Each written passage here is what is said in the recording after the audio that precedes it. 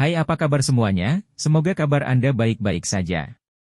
Terima kasih karena sudah memberikan support dan juga kesetiaan Anda untuk membangun channel Codot Film. Yuk kita lanjutkan alur ceritanya, sambil siapin kopi dan cemilan, setting suara volume full.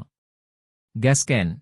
Kakak laki-laki tertua dari dua yang melarikan diri di lorong bernama Jiang Yu, dan adik laki-laki bernama Jiang Yuan. Keduanya bersaudara dan memiliki beberapa koneksi dengan Wu Jiang. Mereka datang ke sini kali ini tanpa memberitahu keluarga mereka. Wu Jiang adalah secara alami khawatir tentang keselamatan mereka. Jiang Yu cukup puas melihat adiknya pergi jauh, kemudian menoleh untuk melihat dua sosok di depannya, hitam putih, seperti hantu, wajahnya sedikit berubah, musuh di depannya dulu. Tetapi dia tidak pernah menghadapinya, dan dia tidak ingat bahwa keluarganya telah memprovokasi musuh tingkat ini. Setelah pemikiran singkat tidak berhasil, Jiang Yu juga bertindak tegas, karena dia tahu bahwa dengan kekuatannya saat ini dan di ruang yang aneh ini, dia tidak bisa mengalahkan salah satu dari dua di depannya. Dan mereka baru saja bangun dari koma, dan mereka menemukan bahwa selain mereka, banyak sosok juga tertangkap di sini. Meskipun saya tidak tahu siapa ini dan apa yang mereka lakukan, tidak ada keraguan tentang itu. Pasti ada konspirasi untuk itu.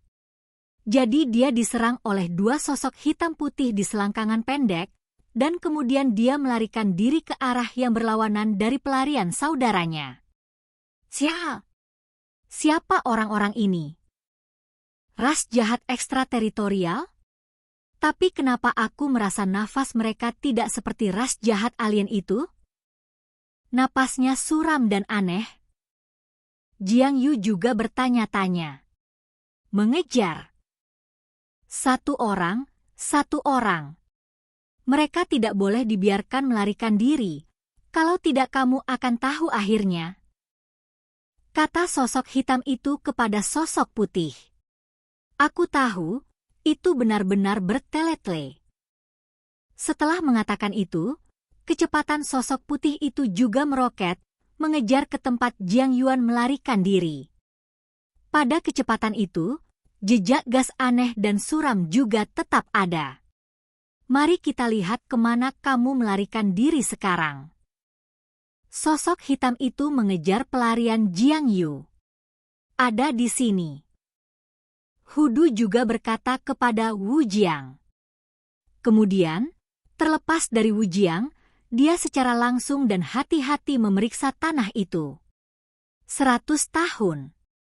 200 meter. 700 meter.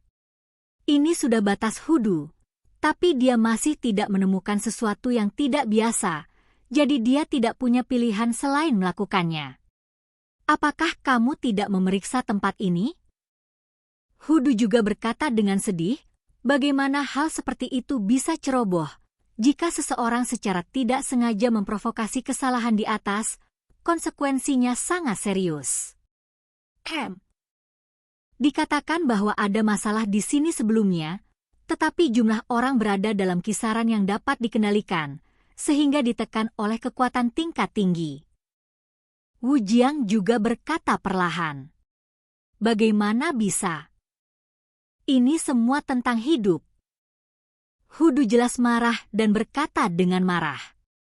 Hei, Hutua, dengarkan aku, benteng yang aku pimpin hanya mengalami hal seperti ini dalam beberapa tahun terakhir, tetapi setiap kali jumlah orang yang hilang hanya dalam 10, jadi manajemen puncak tidak melakukannya. Terlalu memperhatikan, hanya saja saya tidak tahu bagaimana kehilangan begitu banyak angka sekaligus. Wu Jiang juga berkata dengan nada bersenandung. Seperti yang Anda tahu, ini bukan sekte Suantian kami. Ini hanya situs sekte kecil, jadi kami hanya meminjamnya. Tidak mudah untuk menggali 3 kaki untuk menyelidiki situs-situs ini. Jika tidak, Wu Jiang juga mencoba dikatakan. Ini. Mata marah Hudu yang awalnya juga menjadi kabur. Teman hidup dan matinya mengatakannya dengan sangat jelas, dia tidak tahu di mana dia berada. Yang dimaksud Wu Jiang adalah bahwa ini bukan wilayah mereka sendiri, mereka hanya meminjam pintu masuk sekte lokal untuk pengujian dan seleksi, dan dia telah memeriksa semua tempat yang dapat diselidiki. Meskipun ada beberapa tempat yang mencurigakan, mereka tidak berwenang untuk masuk. Sama seperti sebidang tanah di bawah kaki mereka, ini adalah alun-alun budidaya sekte lain, dan tidak mungkin menggali 3 kaki ke dalam tanah untuk menyelidiki. Ini adalah wilayah sekte itu? Hudu juga berbisik, jelas Wu Jiang juga tahu bahwa mungkin ada beberapa masalah dengan sekte ini. Ini. Wu Jiang juga berkata dengan suara rendah. Hei, apa yang kamu lakukan? Seorang bocah lelaki dengan suara seperti susu juga menyaksikan Wu Jiang dan Hudu bolak-balik di jalan ini, dan tidak bisa tidak bertanya. Tidak apa-apa, kita jalan-jalan. Hutua, menurutmu begitu? Wu Jiang juga menepuk bahu Hudu. Ya. Hudu juga tertawa, lalu keduanya berjalan perlahan. Orang ini adalah satu-satunya putra sekte ini. Wu Jiang juga berkata, "Yah, kenapa aura anak ini agak aneh?" Hudu merenung. "Apakah kamu menemukannya juga?" "Aku merasakannya sejak lama, tapi aku tidak tahu apa itu." Wu Jiang juga berkata. Melihat apa yang coba dikatakan Hudu, Wu Jiang juga memberi isyarat dengan malu-malu, lalu menempel di telinganya dan mengatakan sesuatu. Di alun-alun, sekelompok orang juga berjalan perlahan dengan Mo Chen. Bagaimanapun, mereka melewatkan kesempatan bagus untuk menguji, dan sekarang mereka hanya menguji mereka sendiri. "Tuan, apa yang kamu katakan barusan kamu rasakan?" Xiao Yan juga bertanya-tanya. Di jalan kecil tempat dia turun dari feri, dia merasakan aura suram dan menakutkan. Jika bukan karena pengingat dari tuannya, Raja Naga Emas, Xiao Yan tidak akan menemukannya. Benda itu, jika tebakanku benar, nafasnya pasti unik untuk makhluk di dunia hantu. Kami akan mengubahnya menjadi hantu. Raja Naga Emas juga berkata dengan acuh tak acuh. Energi hantu? Xiao Yan juga terkejut. Jelas dia cukup bingung ketika mendengar judul ini untuk pertama kalinya www.level.com. Yang disebut ki hantu sama dengan energi di dalam dirimu, tapi itu disebut ki pertempuran di dalam dirimu. Namun, energi hantu ini sangat menakutkan dan aneh. Begitu menyerang tubuh, itu akan mempengaruhi pikiran jika itu serius. Raja Naga Emas juga menjelaskan.